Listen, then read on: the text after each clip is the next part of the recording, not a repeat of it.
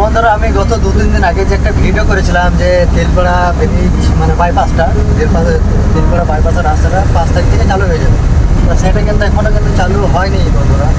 তার জন্য আমি অনেক অনেক মানে দুঃখিত, কী বলবো, মানে না জেনে মানে যেটা শুনেছিলাম সেটা আর কি বলেছিলাম ভিডিওতে। আর 5 তারিখ থেকে চালু হবে বলেছিল, সেই জন্য আমি আরও বলেছিলাম। আর এখনও কিন্তু চালু হয়নি ব্রিজটা।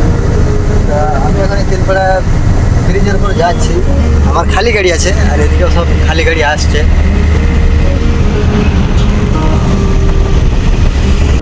এই দেখতে পাচ্ছে বন্ধুরা তেলপাড়া ব্রিজ, আর এদিকে কিন্তু কাজটা কিন্তু দাঁড়িয়ে গেছে। কাজটা কিন্তু এখন আর কিন্তু হচ্ছে না, যত শুনলাম মানে কাজ চলতে চলতে বন্ধ হয়ে গেছে, কাজটাও বন্ধ হয়ে গেছে। তেলপাড়া ব্রিজের কাজটা কিন্তু এখন হচ্ছে না, কাজটা কিন্তু বন্ধ হয়ে গেছে। তো বন্ধুরা এটা তো ব্রিজের ব্যাপার, এখন কতদিনে হবে কিন্তু বলা মুশকিল, যে এত তারিখে হবেই এটা কিন্তু করে কোনো গ্যারেন্টি নাই।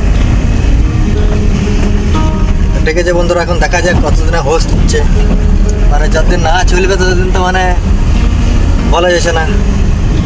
যখন চলবে তখন জানবে যে হ্যাঁ চলতে লেগেছে। তো ঠিক আছে বন্ধুরা, আমি তেলপাড়া ব্রিজ পার হলাম। তো বন্ধুরা আমি এখন এই শিউড়ি রেলগেট ঢুকছি। এই দেখতে পাচ্ছ রেলগেট, এটা সামনে রেলগেটের এখন ব্রিজে, নতুন ব্রিজ এখন কাজ হচ্ছে। এবং 3 বছর থেকে চলছে এই কাজটা, এখনও পর্যন্ত কিন্তু কমপ্লিট হয়নি। এখন আরও 3 বছর লাগবে নাকি তার সন্দেহ।